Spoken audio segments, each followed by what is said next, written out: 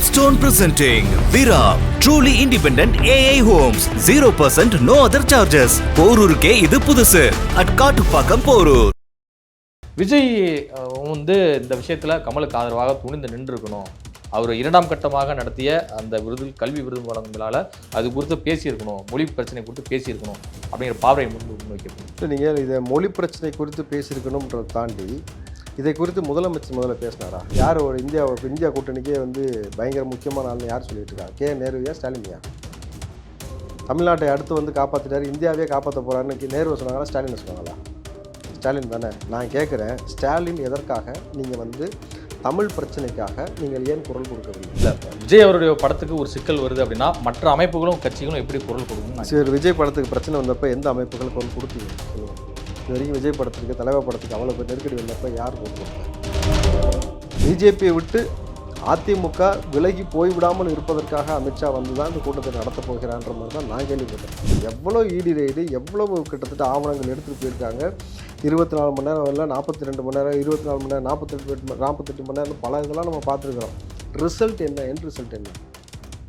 எதற்குமே தண்டனை கிடையாது, எதற்குமே தீர்வு எட்டப்படல, எல்லாமே சுமூகமாக போகுது. ஆனால் ஊனா இங்கே இடி வந்துச்சுன்னா டக்குன்னு ஃப்ளைட்டை புக் பண்ணி டெல்லிக்கு போயிட்டே இருக்கிறாங்களா இல்லை திமுகலேருந்து? எந்த தொகுதியெல்லாம் பிஜேபி ஜெயிக்குன்னு நினைக்குதோ, அதிமுக பிஜேபி கூட்டணி இந்த இடத்துல கன்ஃபார்மாக ஜெயிக்குன்னு நினைக்கிறாங்களோ அந்த இடத்துல டம்மி வேட்பாளர் போடணும்னு சொல்லி நிர்பந்தப்படுத்துவாங்க திமுகவும் எந்த யோசனையும் இல்லாமல் உள்ளே நையான்னு சொல்லிட்டு டம்மி வேட்பாளர் போடணும். நாட்டில் கொரோனா பாதிப்பு 5000 கடந்து போயிட்டு இருக்கு. மீண்டும் ஒரு லாக்டவுன் வரவாத வாய்ப்பு இருக்கு. இந்த முறை நீங்கள் லாக்டவுன் மறுபடியும் போட்டாக்கா பொருளாதார ரீதியாக எவ்வளோ பெரிய தமிழகம் சரி இந்தியாவுக்கும் பின்னடைவை ஏற்படுத்தும் நம்ம பார்ப்போம். ஏற்கனவே சிறு குறு தொழில்கள் போன முறை லாக்டவுனில் எவ்வளோ பேர் அழிஞ்சு போயிட்டு எவ்வளோ பேர் தெருவுக்கு வந்தான்றது ஒரு விஷயம் இருக்குது. ஆனால் இந்த லாக்டவுனால் நடந்த ஒரே ஒரு நன்மை என்ன தெரியுங்களா? மதுரையில் நடக்க இருப்பது முருகன் மாநாடு அல்ல, அது சங்கிகள் நடத்தும் மாநாடு என கடுமையாக விமர்சித்திருக்கிறார் இந்து சமய அறநிலையத்துறை அமைச்சர் சேகர் பாபு அவர்கள். உங்களுடைய பாயிண்ட் அப்போ அவர் போவார்ல கண்டிப்பாக. சங்கி மாநாடுனா அப்போ அவர் போய் தானே ஆகணும்.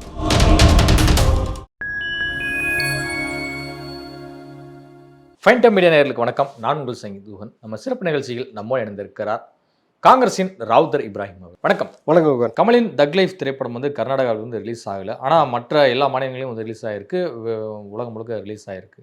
இதற்கு கமலுக்கு ஆதரவாக சீமான் குரல் கொடுத்துருக்கிறார், வேல்முருகன், திருமா, அப்புறம் பாமக எல்லாமே குரல் கொடுத்துருக்கு. மற்ற யாருமே குரல் கொடுக்காது, பெரும் அதிர்ச்சி அளிக்குது அப்படிங்கிற ரீதியில் பல தமிழ் ஆர்வலர்கள் சொல்லி வர்றாங்க. விஜய் இந்த விஷயத்துல கமலுக்கு ஆதரவாக துணிந்து நின்றுக்கணும். அவர் இரண்டாம் கட்டமாக நடத்திய அந்த கல்வி விருது வழங்குகளால் அது குறித்து பேசியிருக்கணும், மொழி பிரச்சனை குறித்து பேசியிருக்கணும் அப்படிங்கிற பாவனை முன்வைக்கப்படுது. ஏன் விஜய் அதை கடந்து போனார்? இல்லை, நீங்கள் இதை மொழி பிரச்சனை குறித்து பேசியிருக்கணும்ன்றதை தாண்டி இதை குறித்து முதல்ல பேசினாரா? இல்லை, அமைச்சர் கே நேரு சொல்லிட்டார்ல, கமல் பேசியது சரிதான், தமிழ்ல இருந்து பிறந்ததான் தெலுங்கு, கன்னடம், மலையாளம் எல்லாமே. ஒவ்வொரு விஷயத்துக்கும் கே நேருவை கூப்பிட மாட்டாங்க. யார் ஒரு இந்தியா கூட்டணிக்கே பயங்கர முக்கியமான ஆள்னு யார் சொல்லிட்டு இருக்காங்க? கே நேருவியா ஸ்டாலினியா? தமிழ்நாட்டை அடுத்து காப்பாற்றிட்டாரு, இந்தியாவே காப்பாற்ற போகிறாருன்னு நேரு சொன்னாங்களா, ஸ்டாலின் சொன்னாங்களா? ஸ்டாலின் தானே. நான் கேட்குறேன், ஸ்டாலின் எதற்காக நீங்கள் தமிழ் பிரச்சனைக்காக நீங்கள் ஏன் குரல் கொடுக்கவில்லை? ஏன்னா முதல் விஷயம், நீங்கள் ஒரு நாட்டுடைய முதலமைச்சர். ரெண்டாவது விஷயம், கர்நாடகாவில் காங்கிரஸ் ஆட்சி நடந்து கொண்டிருக்கிறது இல்லையா? கரெக்டுங்களா? அங்கே அந்த கூட்டணியில் நீங்கள் இருக்கிறீங்க. ஆனால் பல விஷயத்துக்கு நீங்கள் போய் கட்டி பிடிச்சிட்டு 2 பேரும் ஒன்றா உட்காந்துட்டு ஃபோட்டோ போட்டுக்கிட்டு இருக்கிறீங்க, எல்லாம் செய்கிறீங்க பொழுது நீங்கள் பேசி சரி செய்யக்கூடிய விஷயத்திற்கு நீங்கள் ஏன் குரல் எழுப்பவில்லை? நீங்கள் தமிழன் இல்லைன்றதை இந்த இடத்துல நிரூபிக்க விரும்புகிறீங்களான்னு கேள்வி வருதுல்ல. ஒருவேளை நீங்கள் தமிழனாக இருந்தால் குரல் கொடுத்துருப்பீங்க. என்ன ஏது கவுடாவா அப்படின்னு கேட்டால் தானே அவர். புரியுதுங்களா? அப்போது நீங்கள் தனிப்பட்ட முறையில் நீங்கள் யாராக வேணால் இருந்துட்டு போங்க, தமிழ்நாட்டுடைய முதலமைச்சராக நின்று தமிழ் மாநிலத்தை ஆளக்கூடிய ஒரு முதலமைச்சராக இருந்து தமிழ் மொழிக்காக நீங்கள் ஏன் குரல் கொடுக்கல? குரல் கொடுக்க வேண்டிய இடத்துல இருக்கக்கூடிய முதலமைச்சர் அவர்கள் குரல் கொடுக்கல. உதயநிதி அவர்கள் உடம்பு சரியில்லாமல் இருக்காரு, விட்டுருங்க, ரைட்டு. இவர் பேசியிருக்கணும், பேசலை. எடப்பாடி பழனிசாமி அவர்கள் பேசினாரா? பேசலை. பச்சை தமிழன்னு அவருக்கு ஒரு பட்டம் கொடுத்துருக்கீங்கல்ல, இவரும் பேசலை, இவரும் பேசலை. ஆளுங்கட்சி முதலமைச்சர் பேசலை, எதிர்கட்சி தலைவர் பேசலை. ஏன் பேசலைன்றது ஃபஸ்ட்டு அவங்கள்ட்ட கேட்டுட்டு வாங்க, இது அப்புறம் நம்ம பேசுவோம். ஒரு திரைக்கலைஞராக இன்னமும் விஜய் இருக்கிறாரு, கடைசி படமாக ஜனநாயகம் நடிச்சிட்டு இருக்காரு. ஸோ அப்படி இருக்கும்போது தனக்கு ஒரு படத்துக்கு ஒரு சிக்கலும் போது மற்ற கலைஞர்கள் குரல் கொடுக்கும்போது ஏன் கமலுக்கு குரல் கொடுக்கல அப்படிங்கிறதான் பலருடைய கேள்வியாக. கமலுக்கு ஏன் குரல் கொடுக்கலன்றதை தாண்டி நீங்கள் கமலஹாசனுக்கு எந்த விதமான சப்போர்ட் பண்ணணுன்றதை, விஜய் அவர்களுக்கு எப்படி பண்ணணும், என்ன பண்ணி பண்ணணுன்றதை அந்த சூட்சம் உங்களுக்கு தெரியும். ஏன்னா சிம்பு அவர்களுக்கு இதே மாதிரி பிரச்சனை வந்து படம் வெளியே வராமல் இருக்கும் பொழுது சிம்பு படத்தை வெளியில் வருவதற்கு எங்கெங்கெல்லாம் பேசணுமோ பேசி செய்தவர் தான். ஆனால் நீங்கள் உங்களுடைய ஏற்றுக்கொண்ட கொள்கை, உங்களுடைய சித்தாந்தமெல்லாம் விட்டுட்டு நீங்கள் திமுகவோடு போய் நின்றுட்டு அன்றைக்கி திமுக வந்து வாரிசு அரசியல் செய்கிறது, ஊழல் செய்கிறதுன்னு சொல்லி அதை எதிர்த்து போய் பேசிட்டு இன்றைக்கி நீங்கள் அந்த கூட்டணியில் போய் நிற்கிறீங்கன்னாக்கா அதுக்கு பதில் சொல்ல முடியாமல் ஓடிட்டு தேவை இருக்கிறது வந்திருக்குன்னா என்ன தேவை இருக்கிறது? இன்றைக்கி நேற்று இல்லை, 15 வருஷமாக கமலோடைய ஒரு டார்கெட் என்னென்னா எம்பி ஆகிறது மட்டும்தான். அதற்காக அவர் காங்கிரஸில் எத்தனை முறை பேசினார், எவ்வளோ முயற்சி எடுத்தார் காங்கிரஸ்குள்ளே சேர்ந்து எம்பி ஆகிறதுன்னு உங்களுக்கு தெரியும். அப்போது கமலஹாசன் தனிப்பட்ட ஒரு இலக்கை வைத்து கொண்டிருக்கிறார். இந்த படத்துக்கான ப்ரொடியூசராகவும் அவர் இருக்கிறாரு. அப்படின்னும் பொழுது இது எதை மாதிரியான அரசியலுக்குள்ளே கொண்டு போகிறாங்கன்றது விஜய் அவர்களுக்கு தெரியுது. புரியுதுங்களா? இல்லை, ஒரு மொழி பிரச்சனையை வந்து இது பண்ணும்போது அங்குள்ள தமிழர்கள் வந்து பாதிக்கப்படுறாங்க. ஸோ இதெல்லாமே நம்ம பார்க்கும்போது ஒரு மொழி ரீதியான ஒரு பிரச்சனை வரும்போது ஒரு தலைவர் பேச வேண்டியது அவசியம் தாங்க. சரி, இப்போ இந்த மொழி பிரச்சனை குறித்து திராவிடமும் தமிழ் தேசியமும் தமிழ்நாட்டின் கண்கள்னு பேசுறாருல விஜய் அவர்கள். இப்போ நான் கேட்கறது ஒன்று ஒன்றா சொல்லிட்டே வாங்க பார்ப்போம். ஸ்டாலின் இது குறித்து பேசினாரா? பேசியிருக்காரா? இல்லை. எடப்பாடி ராமதாஸ் அவர்கள் பேசியிருக்காரா? பாமக கண்டனம் தெரிவிச்சிருக்காங்க. ராமதாஸ் தலைவர் தான், பேசியிருக்காரா? விஜய் கட்சி சார்பாக யார் வேணால் குரல் கொடுத்தா ஓகே தானே உங்களுக்கு? அப்போ நீங்கள் விஜய் எதிர்பார்க்குறீங்களா, வேறு யாராவது பேசணும் எதிர்பார்க்குறீங்களா? ராமதாஸ் பேசினாரா? வைகோ பேசினாரா? வைகோ கமலுக்கு ஆதரவு தெரிவிச்சிருக்கு. என்ன சொன்னார்? இது மாதிரி கன்னடர்கள் இது மாதிரி பண்ணுறது தப்பு, அங்குள்ள அமைப்புகள் இது மாதிரி செய்கிறது தப்பு, கலையாக பார்க்கணும், கமலுக்கு நான் இந்த விஷயத்தில் ஆதரவு கொடுக்குறேன்னு சொல்லிட்டேன். சரி, ஓகே. அப்போ வந்து ஸ்டாலின் ஆளுங்கட்சி முதலமைச்சர் சொல்ல, எடப்பாடி சொல்ல, பாட்டாளி மக்கள் கட்சி சொல்ல, இன்னும் பிற கட்சிகள் இருக்குல்ல, தமுமுக இருக்குது, எஸ்டிபி இருக்குது, உங்களுக்கு இந்த பக்கம் பார்த்தீங்கன்னாக்கா காங்கிரஸ் தலைவர் பேசியிருக்காரா? இப்போ காங்கிரஸில் எத்தனை எம்எல்ஏ இருக்காங்க உங்களுக்கு தெரியும், எவ்வளோ எம்பி இருக்காங்கன்னு தெரியும், பேசலை. அப்போ காங்கிரஸ், கம்யூனிஸ்ட், மார்க்சிஸ்ட், விடுதலை சிறுத்தை, தமுமுக, இந்தியன் முஸ்லீம், தீகா இருக்குது. இதை தாண்டி இந்த பக்கம் வாங்க அதிமுக இருக்குது, இந்த பக்கம் வாங்க அதுக்கப்புறம் பிஜேபி இருக்கிறது, அதுக்கப்புறம் பல கூட்டணி கட்சிகள் இருக்கிறது. இவர்களில் எத்தனை பேர் பேசியிருக்கிறாங்கன்னு ஒரு விஷயம் இருக்குது. அப்போ யாருமே இப்போ இது குறித்து வந்து இதை அவர்கள் மொழி பிரச்சனையாக ஒரு மாற்றலை, இது பிஸ்னஸ்க்காக வணிகத்திற்காக வந்து வேறு மாதிரியான விஷயத்தை வந்து எடுத்து கொண்டு போகிறாங்கன்ற மாதிரி பார்க்குறாங்களான்னு ஒரு பார்வை இருக்கிறது. ஆனால் நியாயப்படி இதில் வந்து பேசியிருக்க வேண்டிய நபர்கள் இதில் ஒன்று, விஜய் அவர்களும் இதுக்கான குரல் கொடுத்துருக்கணும். தக் லைஃப் திரைப்படம் வந்து கர்நாடகா ரிலீஸ் ஆதன் காரணமாக ஜனநாயகன் திரைப்படத்தை வந்து ஒரு கன்னடத்தை தான் வந்து தயாரிச்சிருக்கிறாரு. இதன் காரணமாக நம்ம தமிழ்நாட்டில் இந்த படத்துக்கு வந்து நம்ம ரிலீஸ் பண்ண விடக்கூடாது அப்படிங்கிறது கடும் கண்டனங்கள் தெரிவிக்கணும்னு சொல்லி திரைப்படத்துறையிலிருந்து தயாரிப்பாளர் கே ராஜன் வந்து பேசியிருக்கிறாரு. தாவேகா வேல்முருகன் கூட அது மாதிரி ஒரு பதில் சொல்லியிருக்காரு. என்ன செய்வாங்களாம்? ஜனநாயகன் படத்தை தமிழ்நாட்டில் ஓட விட மாட்டாங்களாம்மா? சொல்லுங்கள் சார், என்ன சொன்னாங்க? அதாவது கன்னடர்களுடைய படத்தை இங்கே ஏன் நம்ம இது பண்ணணும், ரிலீஸ் பண்ண வேணாம், தடை பண்ணணும், அது பெரிய போராட்டத்தை முன்னெடுக்குன்னு சொல்கிறாங்க. அப்படியே பிடிங்கிருவேன், அப்படி தானே? தமிழ்நாட்டுக்குள்ளே ஜனநாயகன் ஓட விடாமல் வேல்முருகனும் ராஜனை சேர்ந்து அப்படியே நிப்பாட்டி கிழிச்சு கேப்பை நட்டு கொடியை நாட்டிடுவீங்க, அப்படி தானே சார்? நீங்கள் எதை கொண்டு போய் எதோட உங்களுக்கு ஒப்பிட வேணும்னு ஒரு விஷயம் இருக்குல்ல. அதுவும் சினிமா, இதுவும் சினிமா தானே, தக் லைஃபும் சினிமா, ஜனநாயகன் சினிமா தானே. சரி, செய்யுங்க. ஒரே இண்டஸ்ட்ரிக்குள்ள இருக்கக்கூடிய ஒரு சக கலைஞருக்கு ஒரு பிரச்சனைன்னு சொல்லி குரல் கொடுக்காத விஜய் அவர்கள், அதன் பிறகு மொழி பிரச்சனைகளை எதுவுமே பேசாத விஜய் அவர்கள் இனிமேல் மக்களுக்கு வந்து என்ன செய்ய போறார் அப்படிங்கிற கேள்வி வந்து எல்லா விமர்சனம். தமிழுக்காக உயிரை கொடுப்போம், அதை கொடுப்போம், இதை கொடுப்போம்னு பேசின திமுக இது வரைக்கும் அதில் பேசாதனால இதற்கு மேலே திமுக தமிழர்கள் விரோதின்னு சொல்லி முடிவு பண்ணி முத்திரை ஊற்றி திமுகவை அடித்து விரட்டிடலாமா? ஓகேவா சொல்லுங்க. தமிழர் பிரச்சனைக்காக தமிழுக்காக பச்சை தமிழன்னு சொல்லிட்டு எடப்பாடி அவர்கள் குரல் கொடுக்குறதுனால அதிமுகவை இங்கேருந்து அடித்து விரட்டிடலாமா? சொல்லுங்கள். இந்த ரெண்டு கட்சி அடித்து விரட்டிட்டு இருக்கக்கூடிய கட்சி வச்சு ஆட்சி செய்யலாமா? சொல்லுங்கள் சார். வரக்கூடிய எலெக்ஷனில் இந்த ரெண்டு கட்சி மொத்தமாக மக்கள் புறக்கணிக்கக்கூடிய வேலையை செய்திருவாங்க. திராவிடமும் தமிழ் தேசியமும் தமிழ்நாட்டின் கண்கள்னு சொல்கிற விஜய் அவர்கள் இந்த விஷயத்த பேசியிருக்கணும். ஒளிப்போர் பண்ணியிருக்கோம், கிழிச்சிருக்கோன்னு சொன்னது யாருங்க? நீங்கள் தானே. இல்லை, இப்போ விஜய் கடைசி வரைக்கும் சைலண்டாகவே தான் இருப்பார். கடைசி வரைக்கும் கமலஹாசனுக்காக பேச மாட்டார்னு வச்சுங்க, அவ்வளோதான். என் பார்வை, தனிப்பட்ட முறையில் சொல்கிறேன், விஜயோட பார்வையான்னு தெரியாது, என் பார்வை. கமலஹாசனுக்காக நீங்கள் ஒரு உள்நோக்கத்திற்காக உங்களுக்கு தனிப்பட்ட ஒரு இடத்துல நின்று தனிப்பட்ட முறையில் நீங்கள் வந்து வேறு மாதிரி போகணுன்றதுக்காக உங்களுக்கு வர்த்தகத்திற்காக சில விஷயத்தை நீங்கள் பேசியிருக்கீங்கிறதுக்காக அமைதியாக போயிருக்கலாம், எனக்கு தெரியல. இல்லை, விஜய் அவருடைய படத்துக்கு ஒரு சிக்கல் வருது அப்படின்னா மற்ற அமைப்புகளும் கட்சிகளும் எப்படி குரல் கொடுக்கணும்? சரி, விஜய் படத்துக்கு பிரச்சனை வந்தப்போ எந்த அமைப்புகள் குரல் கொடுத்தீங்க சொல்லுங்கள். இது வரைக்கும் விஜய் படத்திற்கு, தலைவா படத்துக்கு அவ்வளோ பேர் நெருக்கடி வந்தப்போ யார் குரல் கொடுத்தேன்? அன்றைக்கி அவர் தனியாக தானே போராடினாரு, அன்னைக்கெல்லாம் யாருமே பேசவே இல்லை. இல்லை, கத்தி ரிலீஸ் டைம்ல ஒரு பெரிய பிரச்சனை வந்தபோது சீமான் தான் முதல்ல குரல் கொடுத்தாரு. தலைவா தக் லைஃபுக்கும் முதல்ல சீமான் தான் குரல் கொடுத்தாரு. தலைவாக்கும் யார் பேசினா? சீமான் மட்டும்தான் பேசியிருப்பார், கரெக்டுங்களா? சீமானுக்கு ஒரு பிரச்சனை வருது, தனிப்பட்ட முறையில் பிரச்சனை வருதுனாக்கா, நேர்மையான விஷயத்துக்காக சீமானுக்கு பிரச்சனை வருதுன்னா அன்றைக்கி விஜய் முழு மனதாக பக்கபலமாக நிற்பார், அதில் எந்த மாற்றம் கிடையாது. இப்போது நான் தெளிவாக சொல்கிறேன், எனக்கு அந்த நம்பிக்கை இருக்குது. தமிழ் மொழியிலிருந்து பிறந்து தான் பிற மொழிகள், கரெக்டுங்களா? இது எல்லாமே உறவு மொழிகள்னு சொல்கிறோம் இல்லையா? கல் தோன்றி மண் தோன்ற காலத்தில் முன் தோன்றிய மூத்த குடி தமிழ் மொழினும் பொழுது அந்த மொழியை சார்ந்து தான் எல்லாமே வந்து பிறந்திருக்கிறது. கன்னடத்தில் எத்தனை தமிழ் வார்த்தைகள் இருக்கிறதுன்னு நீங்கள் கணக்கிட்டீங்கன்னாக்கா கிட்டத்தட்ட நான் இப்போ யதார்த்தமாக இப்போ நம்ம போட்டு பார்த்தோம், நீங்கள் நெட்டில் போட்டு பாருங்க தெரியும், எடுத்தோடனே ஒரு 120 வார்த்தைகள் வருது. தமிழுடைய வார்த்தைகள் அப்படியே அந்த அந்த பக்கம் பார்த்தீங்கன்னாக்கா இருக்குது. நீங்கள் எல்லா மொழிகளிலுமே பார்த்தீங்கன்னாக்கா தமிழ் மொழியுடைய அந்த வார்த்தை கலப்பு இல்லாமல் இருக்காதுன்னும் பொழுது தொன்மையான மொழி இதுதான். அப்போ பாரத பிரதமர் மோடி சொல்லியிருக்கிறாருன்னு சொல்ல எல்லாமே பிஜேபியெல்லாம் பெருமையாக பேசுகிறீங்கல்ல, பிஜேபி பெருமையாக பேசுதா இல்லையா? பாரத பிரதமர் மோடி அவர்களே சொல்கிறார் தமிழ் மொழி தான் மிக தொன்மையான மொழின்ட்டு. அப்படி தெரிஞ்ச பிறகும் எப்படி வந்து இந்த விஷயத்தில் வந்து முன்னாள் ஆளுநர் அக்கா தமிழிசை அவர்கள் கமலஹாசன் மன்னிப்பு கேட்க வேண்டியதானே, உங்களுக்கு என்ன ஈகோன்னு கேட்குறாங்கனாக்கா, அப்போது இவங்களுக்கு முதல்ல அவருடைய தந்தையார் யாருங்க, எவ்வளோ பெரிய போராளி தெரியுமா உங்களுக்கு? அவருடைய மகள் நீங்கள் ரொம்ப இயல்பாக வந்து இதுக்காக சொல்கிறீங்களா? அப்போ ஏன் அவங்கள யாருமே கேள்வி கேட்கல? தமிழை எதிர்த்து நீங்கள் வந்து சொன்ன ஸ்டேட்மெண்ட்டுக்கு எதிராக மன்னிப்பு கேட்குறேன்னு சொன்ன தமிழிசைக்கு எதிராக யாருமே ஏன் பேசவே இல்லை? இதை கேள்வி கேட்கும்போது அதையும் கேட்கணும்ல. இந்த பிரச்சனையெல்லாம் ரொம்ப பூதாகரமாக ஆக்கி சரி நம்ம இவ்வளோ பேசுகிறோம், பட் ஆனால் இப்போ சமீபமாக என்ன சொல்லிட்டு இருக்காங்க, நல்ல வேளை கர்நாடகாவில் அந்த படம் வரலன்னு சொல்லிட்டு இருக்காங்க. பார்த்தீங்களா, உள்ளூர்லேயே ஓடல அப்படின்ற மாதிரி அது ஒரு விமர்சனம் வச்சுட்டு பேசிகிட்டு இருக்கிறாங்க. சரி, அதை ரெண்டாவது நம்ம பார்ப்போம்.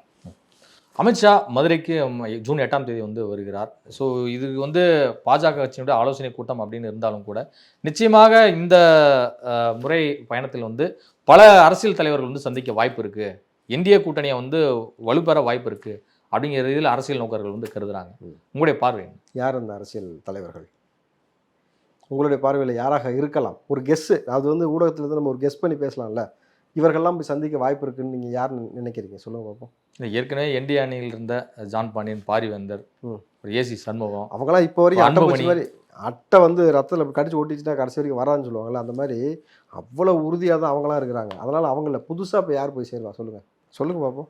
அதான் அதிமுக உள்ளே போயிடுச்சு, அப்புறம் வேறு யார்? அவ்வளோதான். இருக்கிற ஆளை வச்சு நீங்கள் வந்து பேசிட்டு ஒரு கூட்டத்தை பேசிட்டு கிளம்பி போயிட்டே இருக்க வேண்டியதை தவிர புதுசாக யாரும் பெருசாக அங்கே போய் சேர்வதற்கான வாய்ப்பு இல்லை. பிஜேபியை விட்டு அதிமுக விலகி போய்விடாமல் இருப்பதற்காக அமித்ஷா வந்து தான் இந்த கூட்டத்தை நடத்தப் போகிறான்ற மாதிரி தான் நான் கேள்விப்பட்டேன். எடப்பாடி அவர்கள் வந்து முழு மனதோடு முழு ஈடுபாடோடு ஒரு நம்பகத்தன்மையோடு நிலைத்தன்மையோடு வந்து அங்கே பயணிக்கலை.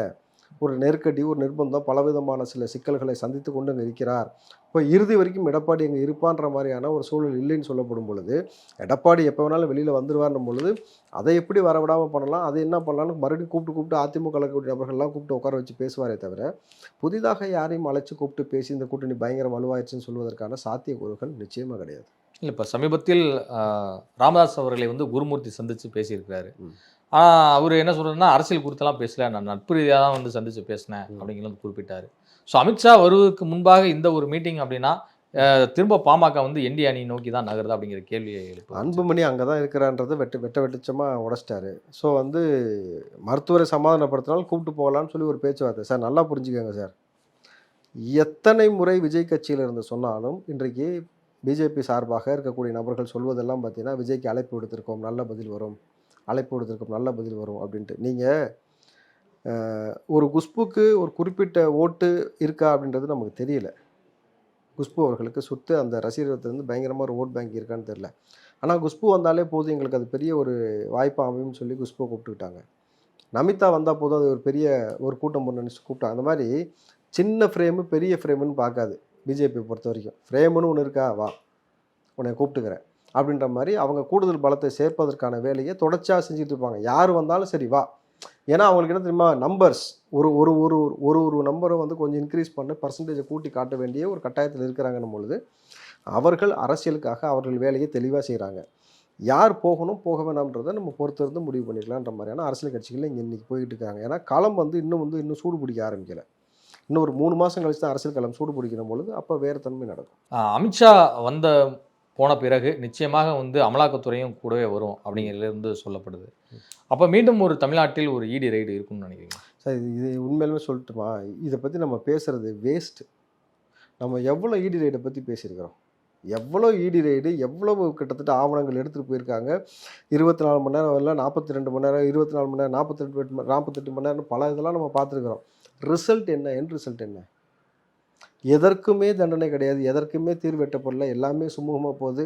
ஆனால் ஊனா இங்கே இடி வந்துச்சுன்னா டக்குன்னு ஃப்ளைட்டை புக் பண்ணி டெல்லிக்கு போயிட்டே இருக்கிறாங்களா இல்லை திமுக கலந்து? நல்லா வச்சு பாருங்கள். செந்தில் பாலாஜி ஓடுறாரு, துரைமுருகன் ஓடுறாரு, முதலமைச்சரே ஓட வச்சுட்டாங்க இந்த வாட்டி, எல்லாருமே ஓடுறாங்கன்னும் பொழுது அப்போது ஒரு அண்டர்ஸ்டாண்டிங் பேசிஸ்லையும் ஒரு இப்போ என்ன பேசியிருப்பாங்க. இப்போ திமுக சில அவங்களுடைய பிடி வந்து அவங்க கையில் இருக்குன்னு தெரிஞ்சு போச்சு. எந்த தொகுதியெல்லாம் பிஜேபி ஜெயிக்கும்னு நினைக்குதோ, அதிமுக பிஜேபி கூட்டணி இந்த இடத்துல கன்ஃபார்மாக ஜெயிக்கும்னு நினைக்கிறாங்களோ அந்த இடத்துல டம்மி வேட்பாளர் போடணும்னு சொல்லி நிர்பந்தம் படுத்துவாங்க திமுகவுக்கு. திமுகவும் எந்த யோசனையும் இல்லாமல் உள்ளே நையான்னு சொல்லிட்டு டம்மி வேட்பாளர் போடும்.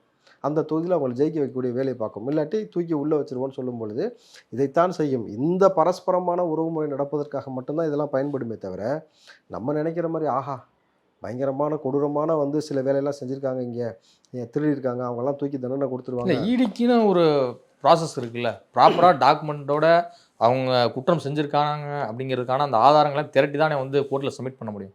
அந்த பேர் தானே தண்டனைலாம் வழங்கி தண்டனை இது வரைக்கும் தண்டனை கிடச்சிருக்கா, அவ்வளோதான் நான் கேட்குற கேள்வி. அப்போ இடி எங்கே ஃபெயிலியர் ஆகிட்டீங்களா? இல்லை இது நாள் வரைக்கும் இடி விசாரிச்சதில் ஒரு 10% கேஸ் வந்து கம்ப்ளீட் பண்ணியிருக்காங்க. அவ்வளோதான், தண்டனை வாங்கி கொடுத்துருக்காங்க. அவ்வளோதான். 90% எவ்வளோ லேக் ஆகுதுன்னு உங்களுக்கு தெரியல. அண்டர்ஸ்டாண்டிங் பேசிஸில் போயிடுவாங்களோன்றது தான் இங்கே இருக்கக்கூடிய அரசியலுடைய பார்வையாக இருக்கணும் பொழுது நம்ம இது பெருசாக எடுத்துக்க வேண்டியதில்லை. ஜூன் 22 விஜய் அவருடைய பிறந்தநாளுக்கு பிறகு தொடர்ந்து மக்கள் சந்திப்பு கூட்டங்களை வந்து நடத்த விஜய் திட்டமிட்டு இருப்பதாக ஒரு தகவல். ஸோ அப்படி பார்க்கும்போது திருச்சியிலிருந்து தான் வந்து பிரச்சார வேனில் வந்து பயணித்து ஒவ்வொரு ஊராக வந்து போக இருக்கிறாரு அப்படிங்கிறதுல வந்து சில தகவல்கள்லாம் வந்து வெளியே வருது. இது உண்மைதான்? இல்லை, அது குறித்து எனக்கு தெரியல. ஆனால் ஒன்று, பிறந்தநாள் கொண்டாட்டம்னா எப்படி இருக்கணும் அப்படின்றது. இப்போ ஜூன் மாதம் யார் யாரோ பிறந்தாங்கன்னு சொல்லிட்டு பிறந்தநாள் கொண்டாட்டம்லாம் கொண்டாடினாங்க, பார்த்தீங்களா? இந்த ஜூன் மாதத்தில் பிறந்தவர்களுடைய இருக்கக்கூடிய நபர்களுடைய அரசியல் இருக்கக்கூடிய நபர்களுடைய பிறந்தநாளையெல்லாம் வந்து இப்போ கொண்டாட்டன்ற பேரில் கொண்டாடினாங்க. அது இல்லை. உண்மையாலுமே ஒரு அரசியல் கட்சியுடைய தலைவன், மக்களால் நேசிக்கப்படக்கூடிய ஒரு நடிகன், அதை தாண்டி ஒரு தலைவனை எப்படி கொண்டாட வேண்டும் என்பதை 22 அந்த கொண்டாட்டத்தின் போது தமிழகம் தெரிந்து கொள்ளும். இவ்வளவு பிரம்மாண்டமான கொண்டாட்டம் மூலமுடுக்கெலாம் நடக்கும்ட்டு. அந்த கொண்டாட்டத்தை தொடர்ந்து விஜய் அவர்கள் சினிமா நடித்து முடிச்சிட்டாரு. முன்னே சொன்னது தான், படப்பிடிப்பை முடித்தவுடன் திமுகவை முடிப்பதற்கான எல்லா முனைப்பான வேலைகளும் செய்வதற்கான எல்லா திட்ட வடிவமும் ரெடி பண்ணிட்டாங்கன்னும் பொழுது இனி களத்தில் இறங்கி அதற்கான நகர்வை அடுத்தடுத்து செய்யப்படுற பொழுது, ஸோ சொன்ன மாதிரியே இன்றைக்கு விமர்சிக்கக்கூடிய வேல்முருகன்லேருந்து அப்போ அதற்கு முன்னாடி விமர்சித்த திமுகலேருந்து அந்த கூடாரத்தில் இருக்கக்கூடிய ஒட்டுமொத்தமான கூட்டணி கட்சிகள் எல்லாருக்கும் மிகப்பெரிய தலைவலியை ஏற்படுத்த போவதற்கான வேலையை விஜய் அவர்கள் செய்வதற்கான தயார் நிலையில் உள்ளார். இதை தாண்டி 234 தொகுதியிலும் மாவட்ட ரீதியாக இது வரைக்கும் தீர்க்கப்படாத பிரச்சனையே வந்து கையில் எடுத்துருக்காருன்னும் பொழுது எந்தெந்த ஊரில் போய் பயணம் பண்ண போகிறாரோ அந்தந்த ஊரில் அந்தந்த தொகுதியோட இருக்கக்கூடிய நீண்ட நெடிய காலமாக தீர்க்கப்படாத பிரச்சனைகளை குறித்து அங்கே உட்காந்து பேச போகிறார், மக்கள் மத்தியில் பேச போகிறாருன்னும் பொழுது அது ரொம்ப பெரிய அதிர்வலை ஏற்படுத்தும். திமுகவுக்கு மிகப்பெரிய தலைவலி ஏற்படுத்தும். இவர்கள் எவ்வளவு பெரிய அடக்குமுறையை கொடுப்பார்கள்ன்றதை நம்ம அந்த இடத்துல பார்க்க முடியும். ஏன்னா விஜய் அவர்கள் ஒரு நிகழ்ச்சி நடத்துகிறாருன்னா அங்கே இடம் கொடுக்க விடாமல் கொடுக்கக்கூடிய ப்ரெஷராக இருக்கட்டும், பல வேலைகள் செய்வார்கள்.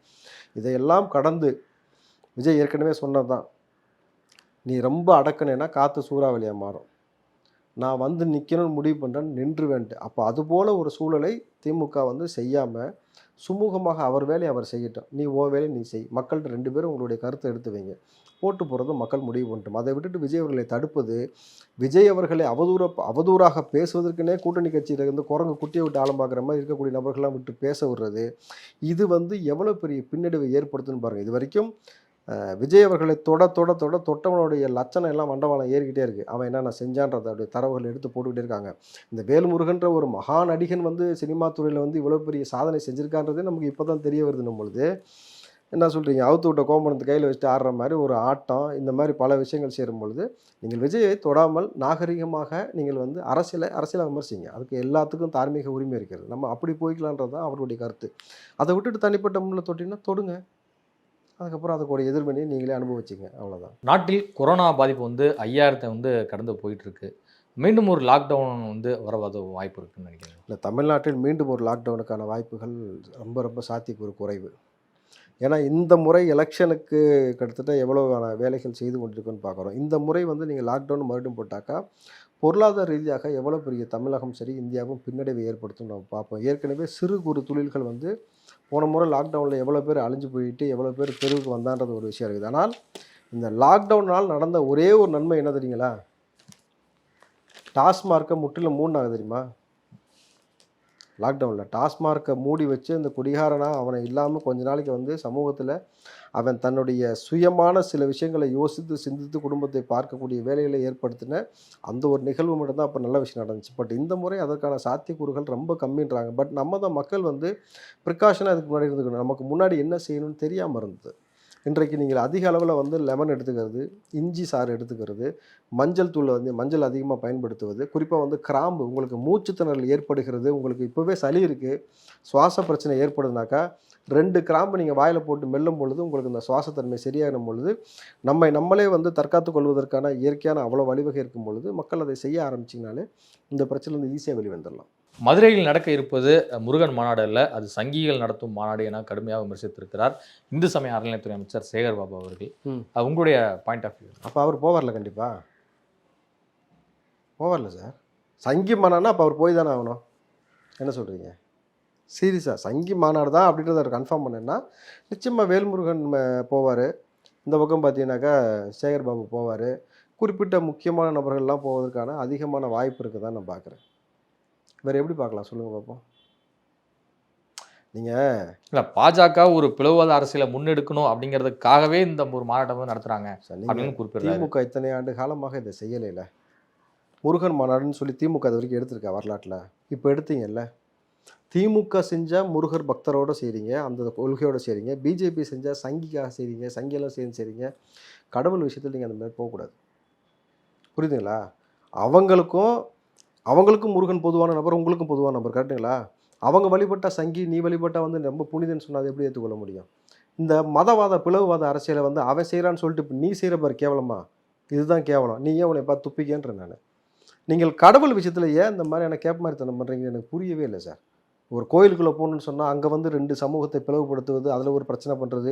திருப்பரங்குன்றத்தில் கோயிலில் நின்றுக்கிட்டு வந்து குழந்தைகளுக்கு பாலுக்கு வழி இல்லாமல் அழுகிறாங்க சார்னு சொல்லும்போது திருப்பதியில் போனால் நிற்கிறல்ல 24 மணி நேரம்னு சொல்லி கேவலமாக பேசினால்தான் சேகர் பாபு அவர்கள். புரியுதுங்களா? மத வழிபாட்டு முறையிலையும் இறைவனுடைய வழிபாட்டு முறையிலையோ தயவு செஞ்சு இந்த மாதிரியான விளையாட்டை விளையாடாதீங்க. அதுக்கப்புறமேட்டு இறைவனுடைய விளையாட்டை ஆரம்பிச்சிட்டான்னு வச்சுங்களேன், அழிஞ்சு போயிடுவீங்க. வரலாறு இருக்குல்ல, நீங்களாம் நிலைச்சு வாழக்கூடிய அவ்வளோ பெரிய நபர்கள் கிடையாது, கேவலம் மனிதர்கள் தான் நம்மலாம். அப்படியே செத்தோம்னு வச்சுங்களேன், 24 மணி நேரம் 48 மணி நேரத்தில் உடம்புல ஒன்றுமே இல்லாமல் எல்லாமே உருகிறோம். வெறும் எலும்பு தான் மிஞ்சினும் பொழுது இறைவன் விஷயத்தில் இந்த மாதிரியான வேலை வேண்டாம். நுங்கம்பாக்கத்தில் உள்ள ஒரு தனியார் ஹோட்டலில் வந்து சில நாட்களுக்கு முன்பு ஒரு இருதரப்புக்கும் பிரச்சனை ஏற்பட்டது. அதில் வந்து அதிமுக நிர்வாகி வந்து தலையிட்டதன் காரணமாக அது பெரிய பிரச்சனையாகி கடைசியில் வந்து பார்த்திங்கன்னா ஜெயிலுக்குலாம் அனுப்பிச்ச சம்பவத்தை பார்த்தோம். தற்போது அதில் அதிமுகவை சேர்ந்த நிர்வாகி வந்து தலையிட்டதன் காரணமாக பிரசாத் என்பவரை வந்து கட்சியை விட்டு நீக்கியிருக்கிறார் எடப்பாடி பழனிசாமி. அது மட்டும் இல்லாமல் நார்த் சென்னையில் ஒரு இடத்துல வந்து பார்த்திங்கன்னா ஸ்கூல் படிக்கிற பொண்ணை வந்து ஒம்படியாக நீ லவ் பண்ணணும், கல்யாணம் பண்ணிக்கணும் அப்படின்னு சொல்லிட்டு மிரட்டியதன் காரணமாக இன்னொரு பையனும் வந்து போக்சோவில் வந்து கைதாகும். இது அவரையும் கட்சியை விட்டு நீக்கியிருக்காங்க. அதிமுகவுடைய இந்த நடவடிக்கை எப்படி பார்க்குறீங்க? ஒரு தலைவனாய் மிகச்சரியான வேலையை எடப்பாடி அவர்கள் செய்திருக்கிறார். தப்பு செஞ்சால் ஆமாம் தப்புன்னு அவனை கட்சியை விட்டு வெளியெடுக்கிறதுக்கு போலீஸை வச்சு அரெஸ்ட் பண்ண வைக்க சொல்கிறார்ல, இதுதான் அட்மினிஸ்ட்ரேஷன். ஜெயலலிதாவிடமிருந்து அவர் கற்றுக்கொண்ட பாடம் இருக்குல்ல, இதுதான். எடப்பாடி அவர்கள் வந்து 4 வருஷமாக அவர் வந்து ஆட்சி இப்போ கலைஞ்சின்னு அப்போ கலைஞ்சின்னு சொல்லும்போது கலையாமல் ஆட்சியை 4 வருஷம் நிலைத்தன்மையோடு நிப்பாட்டினார்ல, அந்த நேரத்தில் ஸ்டாலின் மட்டும் தான் சட்டை கழிச்சிட்டு சுற்றினார். கேட்டுங்களா? அட்மினிஸ்ட்ரேஷன் இப்படி தாங்க இருக்கணும். ஒருத்தர் வந்து தப்பு செஞ்சுட்டானா இல்லவே இல்லைன்னு சொல்கிறது, அவன் என் கட்சிக்காரன் இல்லை அவன் அனுதாபின்னு சொல்கிறது, அவனுக்கு போதிய சப்போர்ட் கொடுக்குறது, சிசிடிவி வேலை செய்யலைன்னு சொல்கிறதுன்ற மாதிரியான பல அக்கப்போர். இப்போ கூட வந்து தெய்வ செயலில் ஒருத்தர் வந்து அக்கப்போர் பண்ணிட்டு இருக்கான். இது வரைக்கும் வந்து எவ்வளோ பேர் நடவடிக்கை பாயாமல் இன்னும் கேவலத்தோடைய என்ன சொல்கிறது, ரொம்ப கேவலமான விஷயம் என்னன்னாக்கா, ஷர்மிளா ஒரு வீடியோ பேசினாங்க, ஞாபகம் இருக்குல்ல அவங்களுக்கு? மணிப்பூரில் போய் விஜயோட ஃபேமிலி போய் தங்குவீங்களான்னு ஒரு கேள்வி கேட்டிருந்தாங்க, ஞாபகம் இருக்கா அவங்களுக்கு? ஞாபகம் இருக்கா சார்? அந்த காணொலி ஞாபகம் இருக்கா? அந்த ஷர்மிளாட்டிலேருந்து நான் கேட்குறேன், ஒரு 80 வயது மூதாட்டியை பார்த்தீங்களா? அந்த காணொலி பார்த்தீங்களா? 19 வயசு பையன் போதையில் போய் அந்த மூதாட்டியை பாலியல் வன்புணர்வு பண்ண செய்யணும்னு சொல்லிட்டு அந்த மூதாட்டி வந்து அவங்க போராடுறாங்க, அவங்கள அடித்து இழுத்துட்டு போய் கடைசியில் கொன்னுட்டான். இப்போ சொல்லுங்கள் ஷர்மிளா, எங்கே இருக்கீங்க நீங்கள்? ஏன் பேசவே இல்லை? திமுககாரனுடைய ஆட்சியில் எப்படி போயிட்டுருக்கு பார்த்தீங்களா? போதை கலாச்சாரத்தில் மாணவ பிள்ளைகளை வந்து நாசம் செய்து வச்சு 19 வயசு பையன் 80 வயசு பாட்டி. யோசிச்சு பாருங்களேன். 60ஆம் கல்யாணம் பண்ணாலே எப்படி எவ்வளோ பேர் காலில் விழுந்து ஆசீர்வாதம் வாங்குவாங்க? 80வது கல்யாணத்தை 80 வயசு ஆச்சுன்னா என்னன்னு சொல்லி கொண்டாடுவாங்க சொல்லுங்க பார்ப்போம். அவ்வளோ பெரிய வயது முதிர்ந்த நபரை வந்து ஒருத்தன் போதை விளிம்பில் 19 வயசு பையன் இந்த அளவுக்கு பண்ணுறாங்கன்னா தமிழ் சமூகத்தை சீரழித்து வச்சுருக்காங்களே. வேல்முருகன் நான் பிடிங்கிட்டு இருந்தேன். இப்போ பேசியிருக்கணுமா இல்லை இதை பற்றி? என் தமிழ் சமூகம் நாசமாக போகுதுன்னு பேசினேன்ல, மாணவ பிள்ளைகள் படித்த பிள்ளைகளை பார்த்துட்டு இது நடந்துச்சுல கழட்டிட்ட உட்காந்த முதலமைச்சர் கேட்குறதுக்கு துப்பு இருந்துச்சு அவனுக்கு. உனக்கு உண்மையிலுமே ரோஸாக இருக்கா, சோத்துல உப்பு போட்டு தப்பிங்கன்னா இதை கேட்டுக்கணும். நீ என் தமிழ் சமூகம் குடிச்சிட்டு நாசமாக போகிறான், அவன் இந்த மாதிரி செஞ்சுட்டு ஒரு கிளவியை கொண்டு போய் இப்படி வந்து பாலியல் வன்கொடுமை சேர்த்து கொண்டுட்டான், முதலமைச்சருடைய ஆட்சியில் இப்படி நடக்குது, திமுக ஆட்சி நடக்குதுன்னு சொல்லிட்டு பேசியிருக்கணும். உனக்கு முதுகெலும்பு இருந்தால் நீ பேசியிருப்பில்ல. 1 hour பெரிய ஆள் திமுககாரன், அதனால் நீ பேச மாட்டே தெரியும். நீ எகுறேன்னா அவங்க 10 பேர் சேர்ந்து ஒன்று அடிப்பாங்கன்னு உனக்கு தெரியுமா தெரியாதா? நான் சொல்கிறது அடினா கையில் இல்லை, புரிஞ்சுங்களா? வாய் சொற்களால் திமுக வந்து உனக்கு அப்பனுக்கு அப்பன்னு உனக்கு தெரியும். அங்கெல்லாம் வேலையை காட்டாது, இங்கே வந்துடுறது, சின்ன பிள்ளைங்கள்ட்ட வந்துடுறது, பெற்றோர்கிட்ட வந்துடுறது. கரெக்டுங்களா? அதுக்கு தான் சொன்னேன், உனக்கு அப்பனுக்கு அப்பெல்லாம் பார்த்துட்டு தான் எல்லாருமே அரசியல் இருக்கிறோம், அடக்கி வாசி தம்பின்ட்டு. இதுவரை உங்கள் பல்வேறு கருத்துக்கள் உங்களுக்கு நன்றி. நன்றி.